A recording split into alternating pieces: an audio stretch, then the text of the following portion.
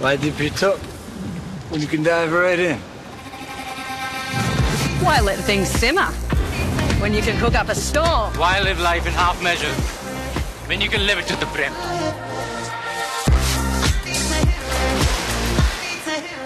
भारत माता की, भारत माता की, छत्रपति शिवाजी महाराज की, धर्मवीर छत्रपति संभाजी महाराज की, जय भवानी, जय भवानी. हिंदवी स्वराज्याचे सरसंस्थापक छत्रपती शिवरायांना मानाचा मुजरा करतो. भारतीय राज्यघटनेचे शिल्पकार भारतरत्न डॉक्टर बाबासाहेब आंबेडकर यांना मानवंदना अर्पित करतो.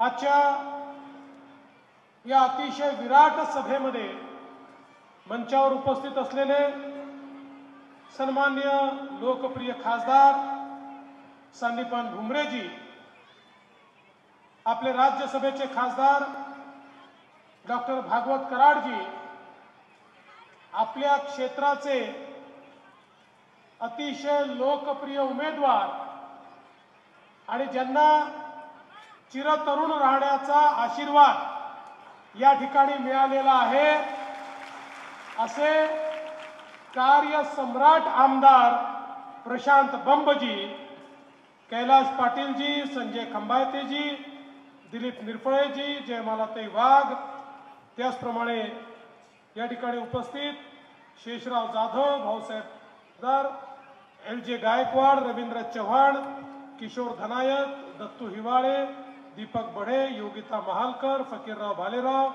डॉक्टर बंसीलालजी बंब, दिलीपजी राजपूत, समीर राजूरकर, श्री भरपुरे, ज्योतिताई गायकवाड, ज्ञानेश्वर नलावडे, शारंगधर जाधव, सुरेश बोकण, नंदकुमार गांधीले, मोहनीताई बढे, मंचावरील सर्व मान्यवर.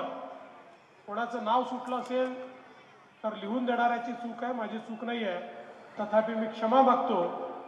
आणि या ठिकाणी मोठ्या संख्येनं उपस्थित असलेल्या माझ्या लाडक्या बहिणींनो आणि तितक्याच लाडक्या भावांनो, आज पुन्हा एकदा प्रशांत बंब यांच्याकरता आशीर्वाद मागायला मी आपल्यामध्ये आलोय. खरं म्हणजे मनापासून सांगतो, मला जर कोणी विचारलं की आदर्श लोकप्रतिनिधी कसा असला पाहिजे, एक उत्तम आमदार कसा असला पाहिजे, तर मी पटकन म्हणेन प्रशांत बंब सारखा असला पाहिजे.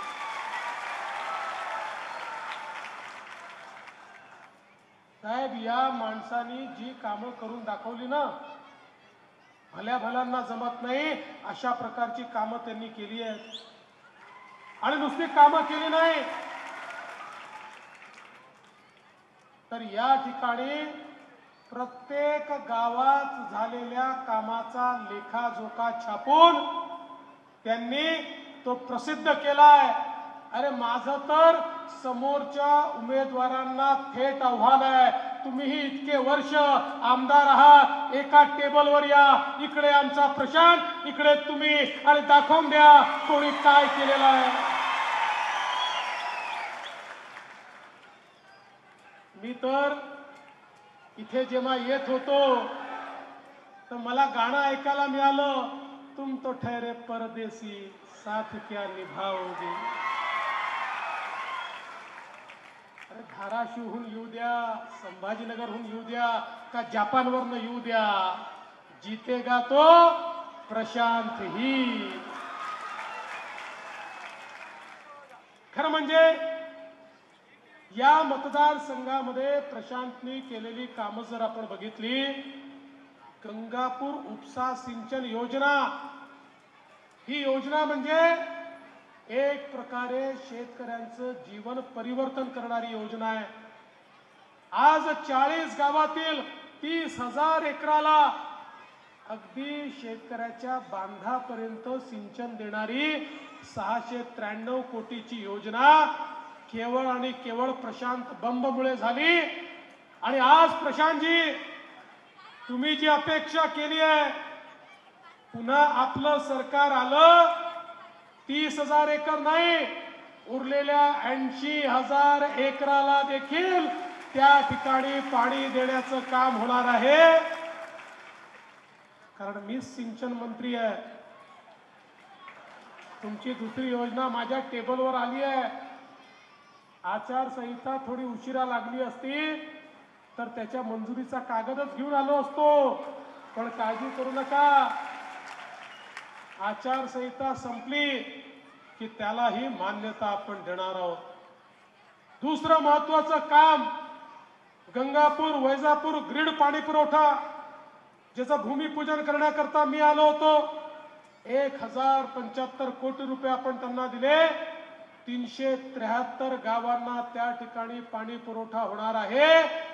एक प्रकारे हा संपूर्ण मतदारसंघ पाणीदार करण्याचं काम हे प्रशांत बंब यांनी केलेलं आहे. 4000 किलोवॅटचा सौर प्रकल्प आहे आणि या 373 गावांना पाणी पुरवठा करण्याकरता 1540 किलोमीटरची पाईपलाईन टाकली जाते आहे. म्हणजे किती मोठी पाईपलाईन, मुंबई पासून त्रिवेंद्रम पर्यंत एवढं अंतर, एवढी पाईपलाईन या मतदारसंघामध्ये गाव टाकण्याचं काम हे खऱ्या अर्थानं प्रशांत बंब यांच्या माध्यमातून चाललेलं आहे. आज तुम्ही दुसरी मागणी केली. प्रशांत बंबच्या डोक्यात अभिनव कल्पनाच असतात. त्यांनी सांगितलं महिलांकरता MIDC करा. मी आता तुम्हाला सांगतो, सरकार येऊ द्या, महाराष्ट्रातला पहिला प्रयोग महिलांकरता केवळ MIDCचा याच मतदारसंघामध्ये आम्ही करू आणि त्याची सुरुवात इथनच आपण करू. कारण आता जमाना लाडक्या बहिणींचा आहे. आपल्या देशाचे प्रधानमंत्री माननीय मोदीजींनी आम्हाला सांगितलं, भारताला विकसित भारतामध्ये परिवर्तित करायचं असेल तर आपल्या लोकसंख्येच्या 50% हिस्सा असलेल्या आमच्या ज्या माता भगिनी आहेत, महिला आहेत, यांना सामाजिक आर्थिक परिवर्तनाचा केंद्रबिंदू करावं लागेल. मोदीजींनी बेटी बचाओ बेटी पढाओ इथपासनं तर लखपती दीदी पर्यंतचे कार्यक्रम हातामध्ये घेतले. या महाराष्ट्रामध्ये 11 लाख आमच्या भगिनींना आम्ही लखपती दीदी केलं. लखपती दीदी म्हणजे ज्यांचं वार्षिक उत्पन्न 1 लाखापेक्षा जास्त आहे. आता पुढचा टप्पा 25 लाखाचा आहे आणि मग 1 कोटी महिलांना लखपती दीदी आम्हाला करायचं आहे. त्यांच्या जीवनात परिवर्तन आम्हाला घडवायचं आहे. आपण देखील महाराष्ट्रामध्ये आपल्या युती सरकारच्या माध्यमातून महिला केंद्रित अर्थनीती सुरू केली आणि आपण लेक लाडकी सारखी योजना आणली. या योजनेच्या अंतर्गत घरामध्ये मुलगी जन्माला आली तर मुलीच्या जन्माचं स्वागत झालं पाहिजे. मुलगी जन्माला आली की 5,000 रुपये, पहिल्या वर्गात गेली की 5,000 रुपये, चौथ्या वर्गात गेली की 7,000 रुपये, 7व्या वर्गात गेली की 7,000 रुपये, 11व्या वर्गात गेली की 8,000 रुपये आणि 18 वर्षाची झाली की 75,000 रुपये. 1 लाख रुपये त्या घराला आपल्या सरकारच्या माध्यमातून आपण देतो. मुलीच्या जन्माचं स्वागत झालं पाहिजे. एवढंच नाही, आमच्या मुलींना उच्च शिक्षण मिळालं पाहिजे. खरं म्हणजे अवस्था काय आहे, आज अनेक शिक्षण सम्राट या ठिकाणी आहेत. त्या शिक्षण सम्राटांना विचारा त्यांच्याकडे फी किती आहे. 2 लाख 4 लाख एवढी फी आहे. त्यामुळे आमच्या मुलींच्या शिक्षणाचा प्रश्न निर्माण होतो. घरामध्ये एक मुलगा असेल, एक मुलगी असेल, आई वडील मुलीला म्हणतात, बाई आम्ही एकाला शिकवू शकतो, तुझ्या भावाला आम्ही शिकवतो, तू घरी बस, तुझं तर लग्नच करून द्यायचं आहे. अतिशय हुशार असलेली आमची ही कन्या त्या ठिकाणी पैशाअभावी शिकू शकत नाही. आम्ही निर्णय केला, आई बाप जर या मुलीला शिकवू शकत नसतील तर आम्ही सांगितलं काळजी करू नका, मुलीचे मामा मंत्रालयामध्ये बसले आहेत, ते मुलीच्या शिक्षणाचा खर्च करतील. डॉक्टर असो, इंजिनियर असो, BBA असो, MBA असो, कितीही फी असली तरी मुलींच्या शिक्षणाचा सगळा खर्च आपलं राज्यातलं सरकार आता करत आहे आणि मुलींना शिकवण्याचं काम आपण करतोय. आपण योजना आणली महिलांना ST मध्ये 50% तिकिटात प्रवासाची योजना. जेव्हा योजना आणली ना त्यावेळी STचे लोक आले, म्हणाले साहेब योजना आणू नका. म्हटलं का आणू नको? म्हणाली ही योजना आली ना आमची ST आधीच तोट्यात आहे, आमची ST डबघायला येईल, तुम्ही योजना आणू नका. आम्ही सांगितलं काळजी करू नका, तुम्हाला आम्ही मदत करू, पण योजना चालवा. 1 महिन्यापूर्वी ते लोक पुन्हा आले, आम्हाला म्हणाले साहेब काही झालं तरी ही योजना बंद करू नका. अरे म्हटलं अजब काम आहे, आधी आले योजना सुरू करू नका, आता म्हणतात बंद करू नका. म्हटलं काय नेमकं कारण आहे? म्हणाले जेव्हापासून महिलांना ST मध्ये 50% कन्सेशन मिळालं इतक्या महिला प्रवास करायला लागल्या की तोट्यात असलेली आमची ST फायद्यामध्ये आली, त्यामुळे आता ही योजना तुम्ही बंद करू नका. मग मी जरा थोडी माहिती घ्यायचा प्रयत्न केला.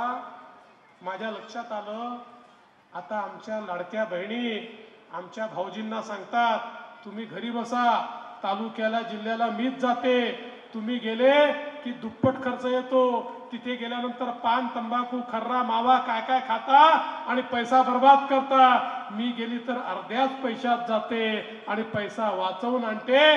म्हणून आमच्या लाडक्या बहिणीच प्रवास करायला लागलेल्या आहेत आणि सरकारचे आभार मानायला लागलेले आहेत. आज आपण महिलांकरता योजना आणली, ज्या योजनेच्या अंतर्गत लाडकी बहीण योजना, मुख्यमंत्री माझी लाडकी बहीण योजना, या योजनेच्या अंतर्गत 1500 रुपये महिना आमच्या बहिणींच्या खात्यामध्ये आपण जमा करतो.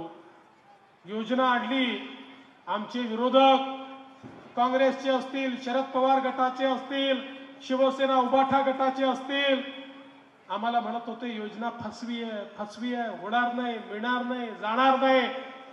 पण आम्ही ती योजना यशस्वी केली आणि 2.5 कोटी बहिणींच्या खात्यामध्ये नोव्हेंबर पर्यंतचे पैसे जमा करून टाकले. यांची थोबाड एवढी एवढी झाली. मग बहिणींनो लक्षात घ्या, आम्ही जसे तुमचे सख्खे भाऊ आहोत, तुमचे काही सावत्र भाऊ देखील फिरतायत. हे सावत्र भाऊ काँग्रेसचे, शरद पवार गटाचे, उबाठा गटाचे कोर्टामध्ये गेले, हायकोर्टात. नाना पटोलेचा निवडणूक प्रमुख अनिल वडपल्लीवार हायकोर्टामध्ये गेले. हायकोर्टाला सांगितलं लाडकी बहीण योजना म्हणजे पैशाचा चुराडा आहे, ही योजना बंद करा. आम्ही त्या ठिकाणी लढलो आणि हायकोर्टाने सांगितलं बंद करण्याचं कारण नाही, ही योजना सुरूच राहील. त्यांच्या थोबाडीत एक चपराक देण्याचं काम हायकोर्टाने केलं. पण बहिणींनो आता आम्ही ठरवलंय, पुन्हा एकदा प्रशांत बंब निवडून आले आणि आपलं सरकार आलं की 1500 रुपये नाही 2100 रुपये तुमच्या खात्यामध्ये दर महिन्याला आम्ही टाकणार आहोत. आज बहिणींच्या पाठीशी आम्ही उभा आहोत. दुसरीकडे आपल्याला माहिती आहे शेतकऱ्यांच्या पाठीशी आपलं सरकार सातत्याने उभं राहिलं. आज आपल्या सरकारने मोदीजींची शेतकरी सन्मान योजना ते 6000 रुपये द्यायचे, आपण नमो शेतकरी सन्मान योजना आणली, त्यात 6000 रुपयाची भर टाकली. आपल्या शेतकऱ्यांना आपण 12000 रुपये देतो. पण निवडणुकीनंतर आपलं सरकार आलं, 12000 नाही 15000 रुपये शेतकऱ्यांना देण्याचा निर्णय आपण घेतलाय. 1 रुपयामध्ये पीक विमा आपण दिला. 1 रुपयाच्या पीक विम्यामुळे 1 रुपया शेतकऱ्यांनी भरला. 8000 कोटी रुपये पीक विम्यापोटी शेतकऱ्यांच्या खात्यामध्ये आपण त्या ठिकाणी दिले. एवढंच नाही, मागच्या लोकसभेपूर्वी आम्ही घोषणा केली होती सोयाबीन आणि कापसाचे भाव हे मार्केटमध्ये पडले MSP पेक्षा हमी भावापेक्षा खाली गेले. आम्ही सांगितलं आम्ही भावांतर योजनेच्या अंतर्गत शेतकऱ्यांना पैसे देऊ. सांगितल्याप्रमाणे 5,000 रुपये हेक्टरी शेतकऱ्यांच्या खात्यामध्ये आम्ही जमा केले आणि आता तर योजनाच आणली आहे. आता पुढचे 5 वर्ष जेव्हा जेव्हा सोयाबीन आणि कापसाचे भाव हमी भावापेक्षा कमी जातील त्यावेळी जेवढं त्यातलं अंतर असेल ते पैसे थेट आम्ही शेतकऱ्यांच्या खात्यामध्ये जमा करू. कुठल्याही शेतकऱ्याला हमी भावापेक्षा कमी भाव मिळणार नाही. हा निर्णय आपल्या सरकारने या ठिकाणी घेतलाय. यासोबत आपल्याला कल्पना आहे आपण शेतकऱ्यांना वीज बिल माफी दिली. शेतकऱ्यांना विजेचं बिल तर आता येतं पण त्या बिलामध्ये 000 लिहून येतं कारण तुमचे पैसे राज्य सरकार भरताय. पुढचे 5 वर्ष शेतकऱ्यांना वीज बिल माफ आपण केलेलं आहे. कोणालाही वीज बिल भरायची आवश्यकता पडणार नाही. सोबतच एक योजना अजून आणलेली आहे. मागेल त्याला सौर कृषी पंप. ज्या योजनेच्या अंतर्गत तुम्ही 10% पैसे भरायचे, 90% पैसे आम्ही भरू. तुम्हाला सौर कृषी पंप देऊ. पुढचे 25 वर्ष तुम्हाला विजेचं बिल भरावं लागणार नाही. अशा प्रकारची योजना आपण आणली आहे. आणि यासोबत एक महत्वाची योजना आपण आता सुरू केली. महाराष्ट्रामध्ये शेतकरी आम्हाला म्हणायचे साहेब आम्हाला दिवसा 12 तास वीज द्या. रात्रीच्या विजेमुळे शेतामध्ये साप पिंचूचा सामना करावा लागतो. आम्हाला दिवसा 12 तास वीज मिळाली पाहिजे. आपण महाराष्ट्रात पहिल्यांदा शेतकरी वीज पुरवठ्याची एक स्वतंत्र कंपनी तयार केली. 16,000 मेगावॅटचा सौर ऊर्जाचे प्रकल्प सुरू केले. 18 महिन्यामध्ये हे प्रकल्प पूर्ण होतील आणि त्यानंतर महाराष्ट्रातल्या प्रत्येक शेतकऱ्याला 365 दिवस दिवसा 12 तासाची वीज आणि मोफत वीज आपल्या सरकारच्या माध्यमातून या ठिकाणी मिळणार आहे. आणि एवढंच नाही, आपलं सरकार पुन्हा निवडून आलं की त्यानंतर आम्ही ठरवलंय आमच्या शेतकऱ्यांना संपूर्ण कर्जमाफी आपलं सरकार या ठिकाणी करणार आहे. शेतकऱ्याच्या पाठीशी उभं राहणारं आपलं सरकार आहे. सामान्य माणसाला या ठिकाणी दिलासा देण्याचं काम आपल्या सरकारच्या वतीनं होत आहे. 18 पगड जातीच्या लोकांना वेगवेगळ्या योजनांच्या माध्यमातून या ठिकाणी पुढे नेण्याचं काम आपल्या सरकारच्या माध्यमातून होत आहे. आणि म्हणून बंधू भगिनींनो तुम्ही विचार करा, 2.5 वर्षामध्ये जर आम्ही एवढं काम केलं, 5 वर्षामध्ये आम्ही काय करू. मी मागच्या काळात गंगापूरला आलो होतो. त्यावेळी भाषणामध्ये प्रशांतजी सांगितलं होतं या मराठवाड्याचा दुष्काळ मला दूर करायचा आहे. मराठवाड्याने गेल्या पिढीने आमच्या पिढीने दुष्काळ पाहिला, पुढच्या पिढीला दुष्काळ पाहू द्यायचा नाही. आणि म्हणून त्या ठिकाणी वाहून जाणारं समुद्रात वाहून जाणारं पश्चिमी वाहिन्यांचं 54 TMC पाणी गोदावरीच्या खोऱ्यामध्ये आणण्याचा निर्णय आम्ही केला. मला सांगताना आनंद वाटतो. त्याचं टेंडर देखील आम्ही काढलं आणि पुढच्या काळामध्ये हे 54 TMC पाणी गोदावरीच्या खोऱ्यामध्ये आल्यानंतर आमचा मराठवाड्याचा दुष्काळ हा इतिहास असेल, तो भूतकाळ असेल आणि पाणीदार मराठवाडा आम्ही तयार करून दाखवू. दुष्काळ मुक्त मराठवाडा आम्ही तयार करून दाखवू. आणि म्हणून तुम्हाला एवढीच विनंती करण्याकरता आलो आहे. आमचा प्रशांत बंब हा आमच्या विधानसभेतला अमिताभ बच्चन आहे. हा ज्या प्रकारे संघर्ष करतो, अँग्री यंग मॅन आहे. याच्या पाठीशी उभे राहा. हाच भलं करू शकतो, हाच प्रत्येकाचं काम करू शकतो, हाच प्रत्येकाच्या जीवनामध्ये परिवर्तन घडवू शकतो. आणि म्हणून प्रशांत बंबच्या कमळाची बटन दाबून पुन्हा एकदा महायुतीचं सरकार आणा एवढीच विनंती करतो आणि माझं बोलणं संपवतो. धन्यवाद. जय हिंद, जय महाराष्ट्र.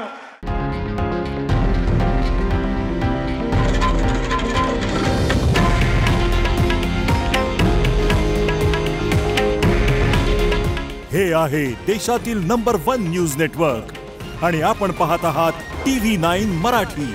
काळजी तुमची, हित महाराष्ट्राचं.